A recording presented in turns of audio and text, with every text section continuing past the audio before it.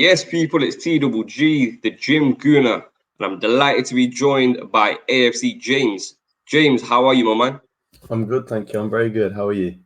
Yeah, all good, man. You enjoying the Euros? Yeah, it's been quality so far. We've had obviously the one England game. I enjoyed that. I watched a little fan park sort of thing, and that went well. And most of the rest of the games I've been watching at home, just sitting all day in front of the sofa. To be fair, so it's nice.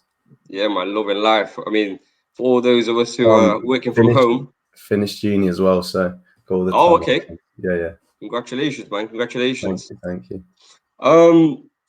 You know what? I'm going to go straight into it, and I've got a simple question to ask. Who in the blue hell do Aston Villa think they are? For those of you who don't know, bit of breaking news from The Athletic, that a £25 million bid for Emile Smith Rowe, our very own Croydon De Bruyne, and they've offered 25 mil. Bro, what's your thoughts? Well, first of all, I don't worry about it. He's obviously not leaving. He's an Arsenal boy. He's about to sign a new contract, so none of that's in doubt. I just think it shows where we are at the moment. We're eighth. We can't sit on this high horse. I know he's not leaving and they're just testing the waters, but we are eighth, so we can't pretend this is disrespectful. It shows how far we've fallen. And he does have 2 years left on his contract. So technically, they might think it's not a ridiculous offer, but obviously to us it's ridiculous because he's one of our best players. He's still only 2021 and he's got a massive future ahead of him. So as soon as he signs that contract, instantly his value boosts to like 50 mil. And I don't know, Aston Villa are showing ambition, something we've not been doing recently. So I respect it. Wow, for me, bro, Aston Villa taking the piss. They took 6 points from us last season. They took Buendia from under our noses, and they've got the nerve to bid 25 mil. That's a joke, man. That's you've got to be demand your own respect, and at the moment we're not demanding respect. We're not playing to deserve respect, really. Facts. So. That's fact as well. But it's just the cheek of it, man. That for me, that's more cheeky than Arsenal bidding 40 plus £1 for Luis Suarez them years ago. Yeah, just hope they don't need any favours from us in the future because they're not having any. Of course, definitely. Not a chance. Speaking of transfers, obviously 2 seasons ago we had the famous Josh Kroenke line. Be excited. Are you excited? Not yet. But not yet. There's a little. You're seeing little droplets with a 40 million bid for Ben White. I think that shows that something's coming, because if we didn't have the money, then why are we putting 40 million on that? And I think you got to hold your cards close to your chest. So if you come out with ghoul guns blazing and tell everyone you've got a 200 million war chest, then everyone's going to be like, this is what United do every summer. And then Leicester say, all right, we'll take 80 million for Maguire now. We charge everyone else 60. So I think us pretending to be poor works to our advantage. But we'll see. The problem is a lot of our funds is going to come from selling players, and we're not very good at doing that. So you're seeing Guendouzi, what's the fee report for that? About 10 mil, if that at the moment. Xhaka, 15. Torreira, we just said 20 mil, but we're not going to get that for him.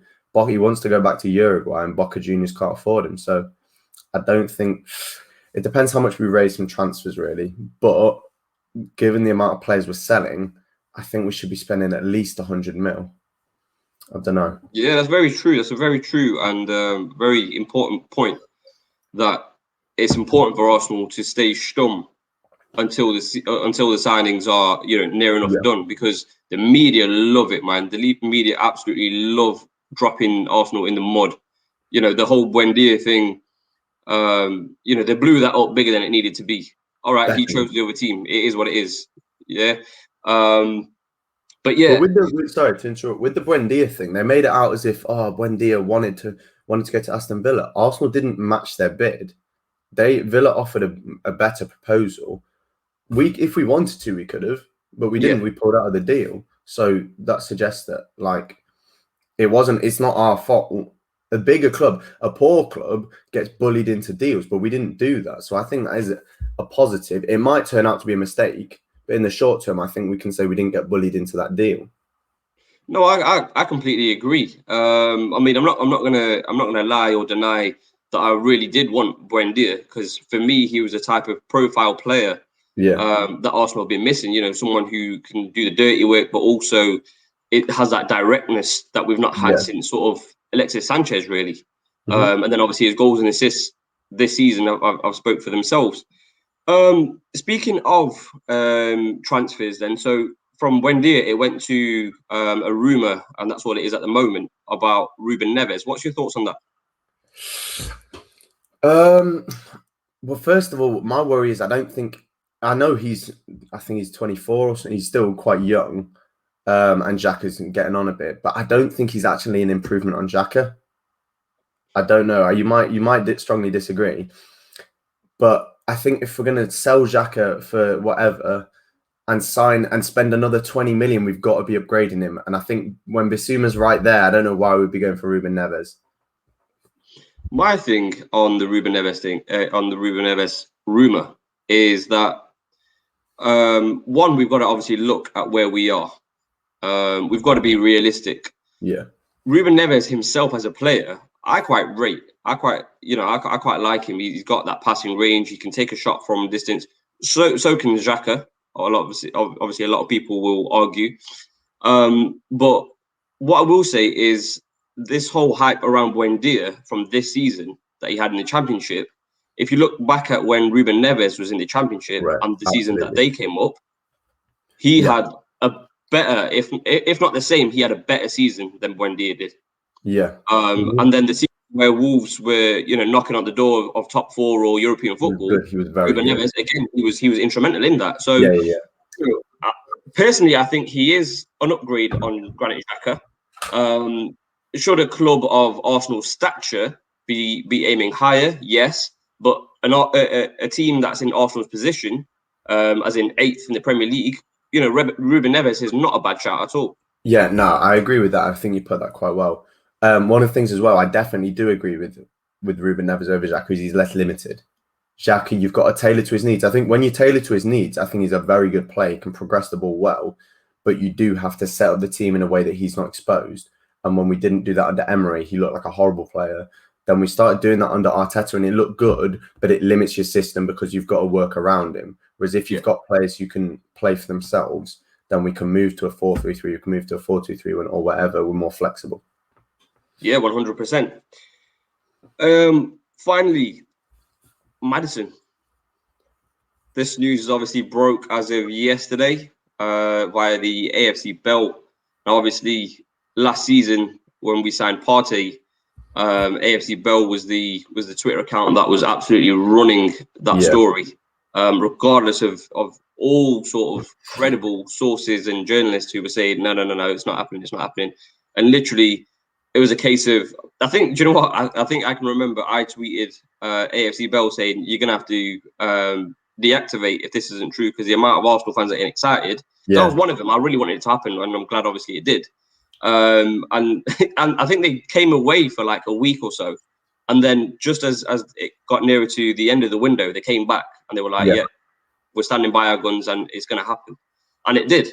Obviously, like I said, so they've broke the news about this James Maddison story. Does that excite you? And what's your thoughts on that? It does. It does excite me, but it also doesn't, because everyone loves a marquee signing, right? And I do think he's a very stable marquee signing. I don't think it can really go wrong. You know what you're going to get with James Maddison. But also, if you're spending 80 million, you need to get that guy. And I probably need to give myself more time to think about it, but I don't know if he's that guy. I compare Maddison to Grealish, and I think Grealish is streets ahead. And obviously, Grealish is unattainable at this point. Basically, he's not going to join us. But I think if Grealish is worth 100 mil, is Maddison worth 80 mil? Probably not for me. But also, it depends on the other options on the market, because after Buendia gone, and now Ødegaard is basically staying, we are running out of options. So I think especially for a stable one, because with Pepe, he was more of a volatile signing. We didn't know what we were going to get. And he seems to be coming good now. But I think Maddison would be good. But I think people are getting excited just because he is a marquee signing, and that's what people want. Yeah, no, I hear that 100. I mean, the only thing for me personally that puts me off the deal is his injury record. It reminds me quite a lot of Aaron Ramsey. He had all the quality, all the technical ability, and even when he was on the pitch, obviously he had the drive, the passion to play for Arsenal Football Club. And I'm sure Maddison would have the exact same. But the fact he's very sort of injury prone. I mean, he's got this hip injury that keeps on reoccurring. So that's the only kind of thing that puts me off it. Other than that, marquee signing or not, I'd be super gassed and if we got. That's quite a worrying thing. When someone's got a bad injury record and it's recurring injury specifically, that's when you start to worry, because you think, well, that's only going to get worse throughout their career. If they've had done their ACL and done a freak, broken their wrist or something, then you're not really worried because they're unrelated. But when it's the same thing. Yeah. So wrapping up on the Arsenal part of this video, what for you would be 4 realistic signings that would have you buzzing for the start of next season? Okay, so we'll go for the 4 positions that we need. Okay, let me think. So it's a centre mid, definitely, or a defensive mid, a partner for Partey. An attacking midfielder, I think. Or an attacking midfielder / wide playmaker, because I want Smith Rowe and this guy to be. I don't want him to be taking Smith Rowe's position. I want it to be one of them on the wing, one of them inside and / rotation. I'll go with names, James. I need names. Yeah. I'll get to that. I'll go with keeper. So I'll give you Onana for Leno. So once we offload Leno, I think we'll get Onana, and we do need a backup goalkeeper as well as that, because Onana's not going to be able to start the season. But I'd be very, very happy with that signing, and it's realistic. And then I'll give you Bissouma to partner Partey. I think he's better than Ruben Neves. And I think that gives us a lot of flexibility in midfield to go 3-4. I'll go Aouar. He would cost about 30 million. I don't know why more teams aren't in for him right now, considering his price tag. He's stank it up a little bit at the under-21s. He's a strange player. He looks motivated for the Champions League and then doesn't seem to try in other games. And then probably I'll be between Alexander Isak, who I love, but I don't think we'll sign a striker, and a centre-back. Or no, a right-back. I'll go Rydal Baku, if you know who he is. Yes. Yeah. I can't say I've watched much of him myself, but we need a right-back, and not Max Aarons.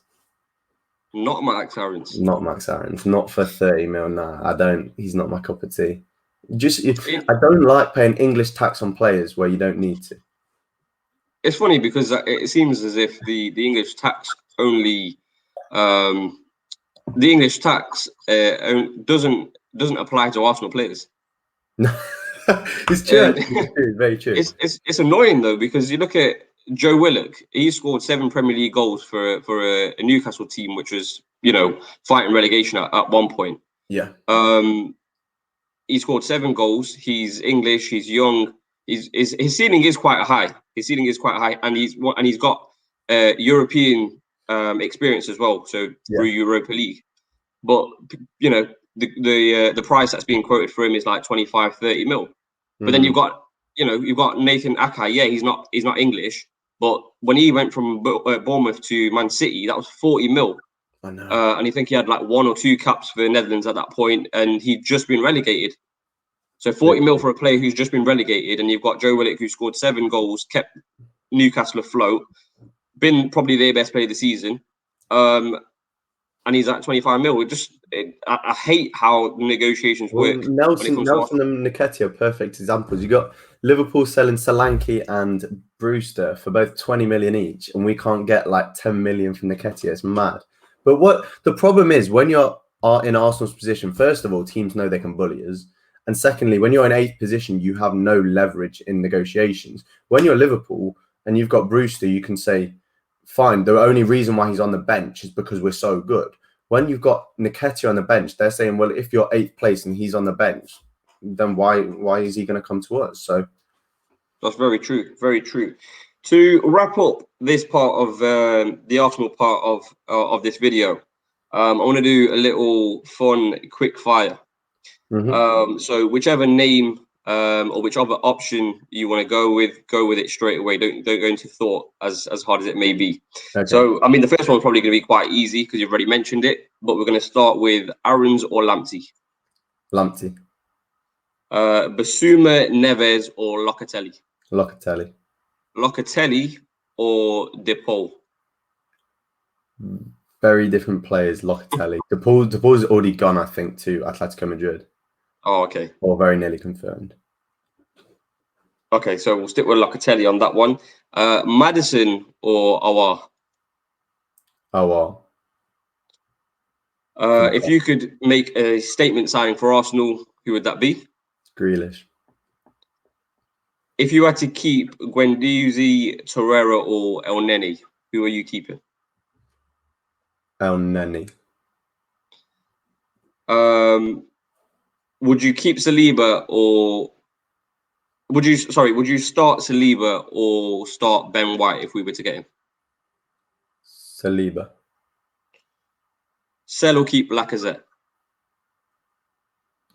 Sell. Yes. Thank you. Zaha, yes or no? No. Arteta in or Arteta out? In. Edu in or Edu out? Out.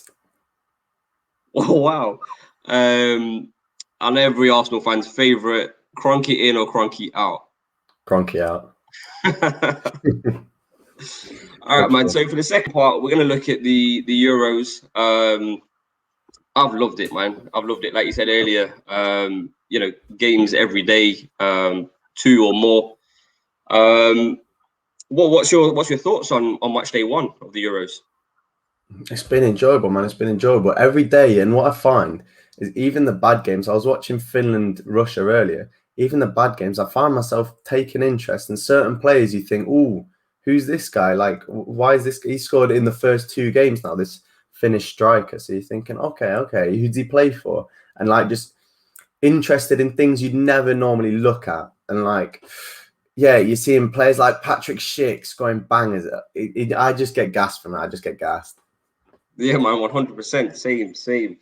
I think, who would you say has been the standout team of the Euro so far? Ooh, I'd go with Belgium, I think. I thought that no, I'll go with Italy. I was really impressed with how good Italy were. But Yeah. who did they play again? Italy played Switzerland. No, Turkey. Yeah. Turkey. So Turkey kind of rolled over and just got beat. But I was really impressed with Italy that game. I put out a tweet before the Euros started, and it was about the predictions. So it was winner, runner-up, top goal scorer, most clean sheets, surprise package, and biggest flop. So you're at a bit of an advantage, obviously, because you've seen every team play. From what you've seen, who do you think is going to be who's going to win it? France. Just been very across the board. France's team is incredible. Like you've got Mbappe, Benzema, Pogba, Kante. I just don't think anyone's going to beat him. Yeah, they looked the elite team of the competition. They looked like the Galacticos.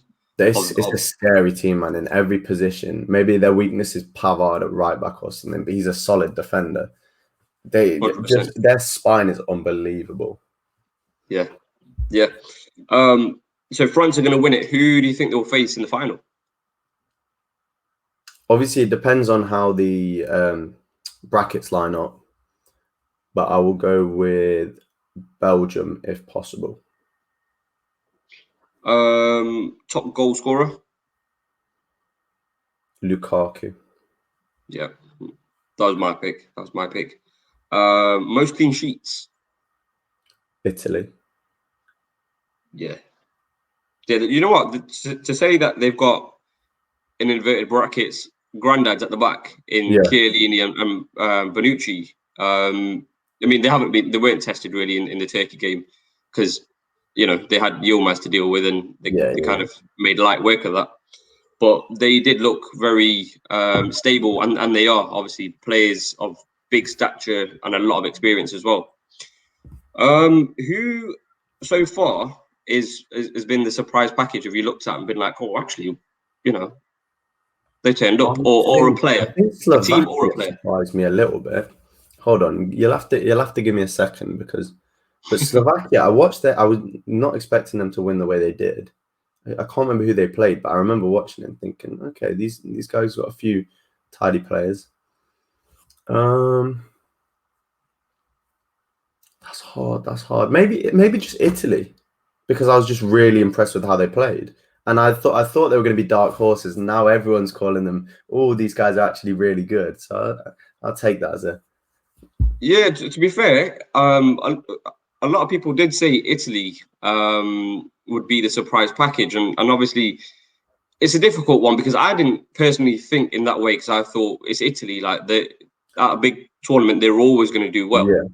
But to say how well they did, obviously it's only the first game, they were amazing. And I think that in itself, yeah, I'd agree with that. They have been the surprise package, although you do expect it from them. Yeah. Biggest flop. So I don't think any of the big teams have flopped per se. Can you think of a team or a player who you think will flop? I mean, Werner was shocking. I will say that. And that was from before the tournament started. I did say Werner was probably going to continue his Premier League form and be shocking, and he was. Biggest flop, player or team? Okay.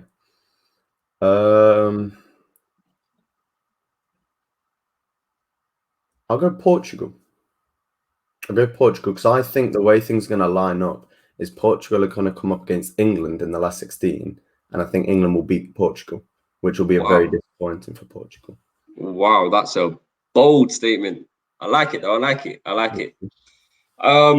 Finally, with the Euros, what do you think has been the best thing about the Euros so far? The fact that obviously there's game after game on TV, the fans being allowed in the stadiums.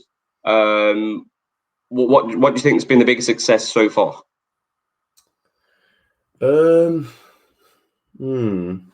This is tough, You know what I might say? A bit different, a bit boring, but refs. Yes. I think the refs have been quality. Yes, refs and VAR. So refreshing. Just not having every decision just feel controversial. It is what it is. Yes, bro. Literally, I've had it written down, and I thought if you don't mention it, that's what my success of the Euros is going to be. 100%. VAR, bro. I didn't know VAR worked like that. Exactly. I didn't know. It's in the Champions League as well. Champions League VAR, for the most part, is absolutely fine. The only time they got it wrong this season was against Dortmund, Man City. That Jude Bellingham thing was shocking, which was also English refs. But apart from that, they're so much better.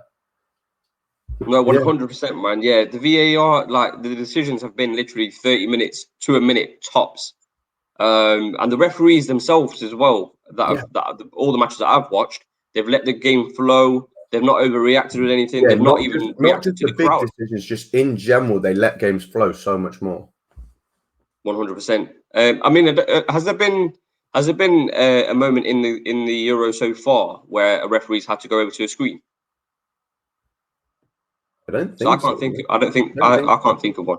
But that says it all. That says it all, because they're doing their job, which means that they're not relying on a second glance or VAR.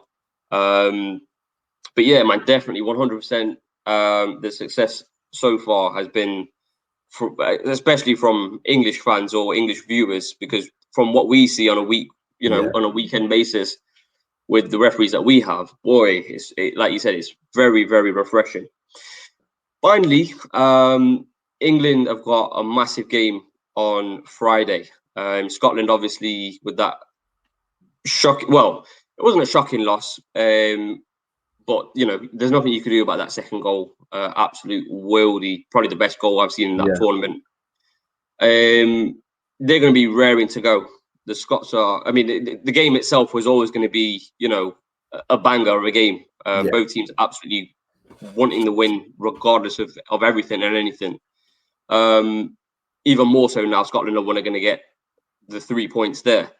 What's your predictions for that game? I think we'll just be too good for them. I think it will be 2 or 3-0. I will go for 2-0 because I don't think we will be that clinical. But I just think we've got more quality across the board, and they won't have Tierney, who's obviously one of their best players. So as long as well, what? He's their best player. Absolutely. As long as we can shut down Robertson, then we'll be calm.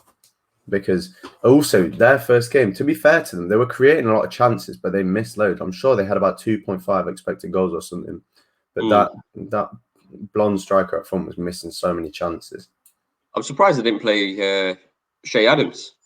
Yeah, when he came on, he actually changed the game. So that would be something because I don't know if Maguire's fit, but something for Mings and Stones to deal with. There's so many Premier League players within the Scotland team this time. It's refreshing to see for them as well. Yeah. So you got Che Adams, you've got McTominay, Tierney, Robertson, McGinn. McTominay had a stinker first game. He was horrible. He was going his way. He was, but he's kind of like that for United, really. And I think it's credit to Fred that mops up and makes it look better. You reckon? I don't think he's a good player, but I think he's a competent player. I think he usually does the job at United. But yeah, maybe you're right. Maybe Fred is what's the glue. To Fred. But Fred, right? That's it. That's a wrap for this episode. Thank you very much. James, you've been a wicked guest, man. Thank you so much for coming on. Guys, if you don't know about James, I'm sure if you're an Arsenal fan, you definitely do. Go and check out his Twitter account. His Twitter handle's on screen, as you can see. And yeah, let's look forward to England progressing in the Euros. A final prediction, can England win it? Yes. Yes, that's what I like to hear. And follow the Jim Gunner TV on Twitter and Instagram. Take care, people. Stay strong. Cheers.